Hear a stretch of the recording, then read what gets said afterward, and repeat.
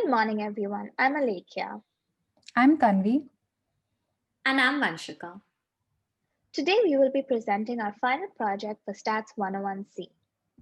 Have you ever wondered what the secret behind increasing YouTube video views is? We have solved the mystery using the power of data science. We built a model that predicts the percentage change in views on a video between the second and sixth hour since its publishing. Here's how we did it. Our dataset contains 258 video features that are generally fit into four broad categories.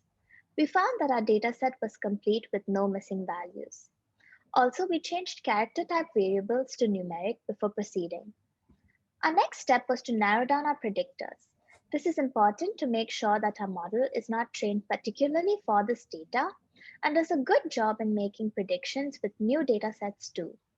We started with removing predictors that have very few unique values so that our model is not unstable.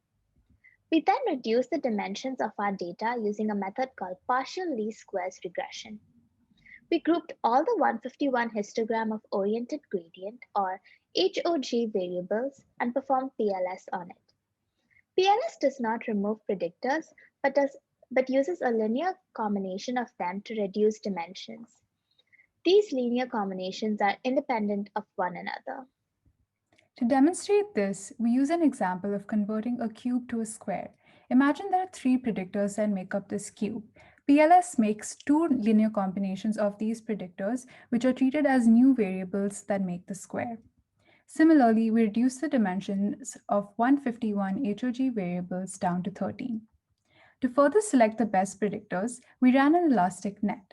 ElasticNet adjusts the complexity of the linear regression model that studies the relationship between the predictors and the percentage growth in views of a video.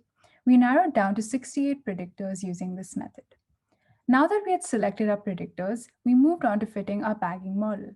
Decision trees follow a set of cutoff values for different features to make a prediction, as we can see in the illustration.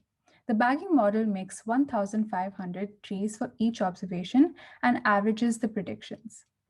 To check if our model was performing well, we fit the bagging model on 70% of the training data and made predictions on the remaining 30%.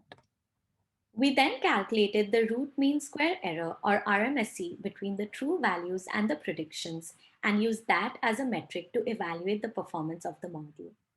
From the graph, we see that our predictions are quite close to the true values and we achieved a RMSE of 1.499. We then fit this model on the entire training data and got our RMSE of 1.404.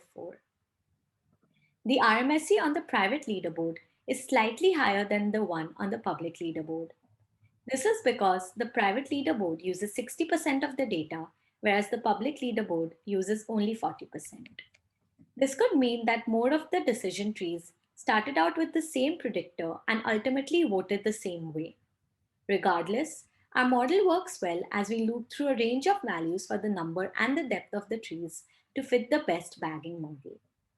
Grouping the HOG variables also drastically reduced the number of predictors and helped us achieve more accurate predictions. Finally, here's the secret behind increasing your views. The most important factors are whether the total views of the channel are already between medium and high, how cool is your thumbnail image, and what the average growth for all your previous videos on the channel are. Mystery solved. Thank you. And now we open the floor for questions.